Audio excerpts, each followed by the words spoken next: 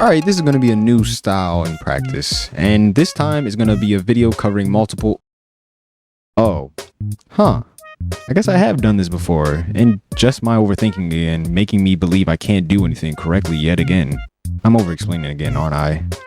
Well, I'll be covering a good, not so fantastic 4 Halloween hacks and going over why they weren't so fantastic, but just a few shortcomings, but could have been a little better if it wasn't for them being just part of a competition listing.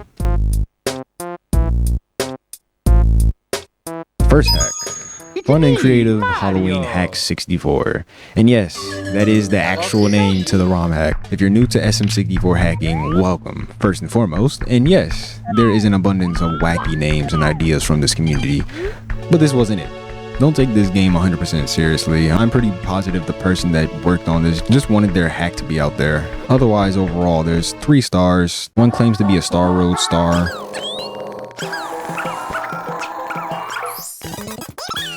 So that was a fucking lie. The other is red coins, and that should be obvious and self-explanatory to what you need to do.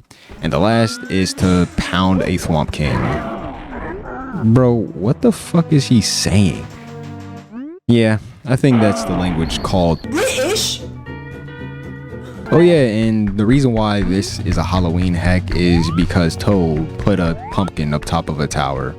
And I guess the grass is orange, and yeah, that definitely kind of fits the season of fall, even though it definitely feels more like it's spring outside. But I digress. Second hack.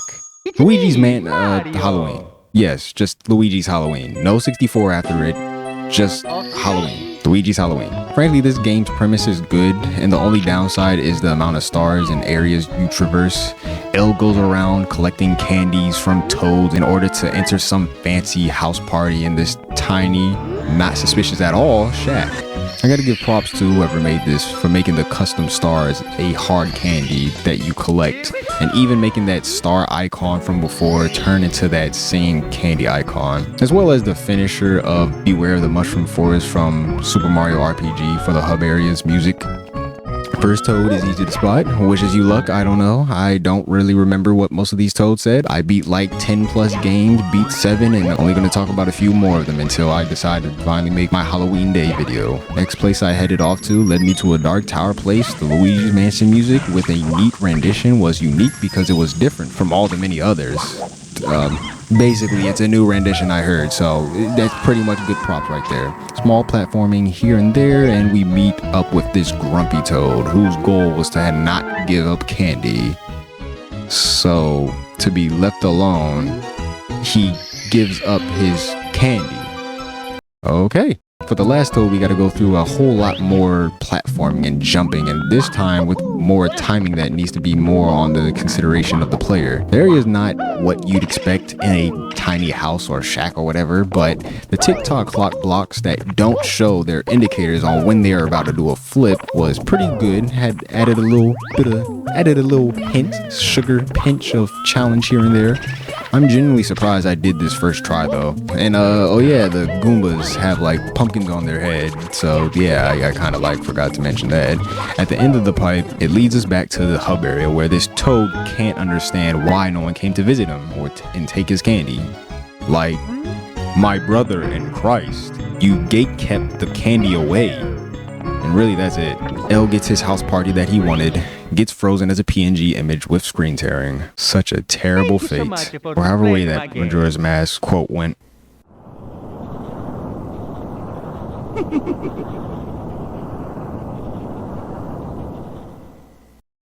Third hack, Luigi's Mansion -1. Don't know what's up with the name, but I kind of get it. Minus world, I guess. This hack scared me for a second though, only because of the fact that I saw the Boo House, because in my previously played hack, seeing the small shack was kind of relieving, and since, you know, I didn't have to suffer through the whole SM64 opening, whatever thingamajig, I'm pretty sure I'm good. So going inside of the shack leads inside of a falling corridor, or however way you want to call it. I don't fucking know. But either way, we get prompted of getting all red coins, and then we instantly, instead of getting a star, there's a key, which reveals that this area is Professor Egad's basement or something. I don't know. He has some cool figurines here. Like really nice details. I don't know why Peach is looking kind of stiff. Like, I mean, there's some liquidations you can do if it dries up, and that can make her just be stuck in that type of pose, but I'm not gonna get any more into that. But hey, you do you. So once we get to Star, after talking to Professor Egad, he tells us basically to progress through the game, just use the magic carpet, and we get teleported to a different level, which will lead into this barren wasteland of a village. And what was unique was this area you see here, there's an alternate dimension version of it that you have to go through eventually. And the method you would have to do in order to get there is by jumping into the abyss. And speaking of jumping, oh my god! Luigi controls like you'd expect him to. Slippery as fuck and jumps like a black man running from the cops. Shut up. I'm black. Calm down. Plus, I don't jump. I hide. Also, something I noticed when I was making this script was the fact that it was like L's model is nicely done. It's not some janky lanky looking Waluigi, but green looking dude, and he actually looks pretty nice here. Like, holy shit, like, he really looks like L was real the whole entire time. So within the tower is a wild, wacky obstacle course that I'll skip so you don't get bored. And at the end of the tedious climb is King Bob-omb possessed by Boo, and apparently he died when he was possessed by exploding because he's fragile or something. I don't know. That's what the text box said, or something relative to that. It's just the same old boss fight anyways. Fuck. Oh my god. Chill. Kids might see this. Jesus, cop is gonna be after my ass. Nothing much interesting happens in this alternate world, so with 7 keys, you navigate the normal Boo's house path and go through this aggravating platforming segment. I'll be honest, I use save states. It's been a while since I used that, but I definitely used that shit here. I managed it out this far, so I wasn't gonna be cheated out of seeing the ending, so you can kind of understand where I was coming from. Eventually. Many attempts later, we end up fighting a Boo-possessed Bowser, and he's dead. Ouch. Yes, because that's what a normal person says upon exploding face first of a spiky bomb. I love this series, I'm not gonna lie. I can't shit on it that bad. All that's left to do is to run towards the only path, and inside the small path is a battlefield of the true. God damn it, at least let me finish. Jesus, like I can't even get a fucking script because motherfucking jump cutting, editing and shit. Well, anyways, that's it for this hack, and the ending for it and the little image that they have is so goddamn wholesome. Not gonna lie, it definitely felt good. And the whole Luigi saying thank you for playing my game, as funny and goofy as his voice is, it definitely felt wholesome. I wasn't expecting wholesomeness during Halloween, but god diddly dang doodah, they did it. Last hack. House of Nightmares 64. This hack, I actually had bittersweet enjoyment to it. Mario has his goofy ass chef hat. Luigi is dressed up as Mario, but with an asylum jacket. Okay, Toad has the metal cap textures on his head. Hat. You know what? We're not doing this debate again. And Peach is dressed up as Princess in those Zelda games. Zelda is a boy and you play as him. Accept it. So we enter this mansion and oh yeah, don't use Mario Cam like at all in this game. It freezes the fucking game. Disable the R button if need be, and also don't do the free look thing, you know, when you hit the C up button like twice and then it goes to Mario Vision. And yeah, you'll get stuck, and the only method of getting unstuck is by quickly switching to Mario Cam and then Lakido to fix it. But yeah, those are some great errors in some ROM hacks.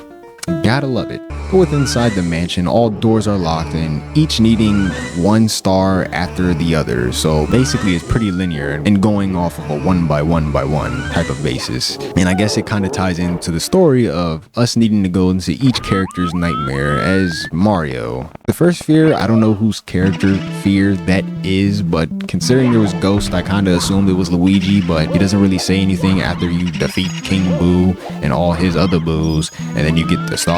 So maybe it was Mario's, I don't know. Also, I got stuck here because I kept forgetting Mario Cam. Some habits are hard to break, like porn addiction. Gotta get that clussy somehow. The next door up is Toad's, and I don't have a single clue what to make of this or what this dude is saying, but I guess they speak in British. I do like the level design and the surrounding. Kind of sucks that it's only Thwomp once again, because I feel like this whole entire segment could have been longer and had more platforming or something. Like, it just looks so damn good. It's the only fucking good level here. But, you know, it's a competition hack, so what can you expect? The next level after that is Luigi's actual fear, and not gonna lie, I decided to wait to see what would happen, since apparently like Luigi has claustrophobia or whatever way you say it, where, you know, small rooms kind of make you freak out and panic. Yeah, I just decided to wait. But to speed things up, because I respect your time, nothing happens at all. And then you end the level with some platforming that I thought was supposed to be like an Easter egg to like the original Donkey Kong. Yeah. Next fear is gonna be the last person here, Princess Peach. And I don't know what to make out of any of this. It's literally just the castle from SM64, but all white. And Peach is just looking distraught, having her face covered, and then there's a model of I can't tell if that's supposed to be Luigi or Mario, but yeah, I haven't the slightest clue what this is supposed to insinuate, and it feels morbidly dark. And the ironic part is it's all white, so it's all light. But yeah, I don't know, I just grabbed the star and I went about on my day. I know the characters do thank you and stuff, and, you know, Toad is an asshole, but like, yeah, I don't know what was up with that last one. But with all the stars collected, there's only 2 doors that lead to the same path and require the same amount of stars. So yeah, they basically go to the same area, and it's just pitch black. There's nothing here, just a star with light underneath of it and a signpost. And the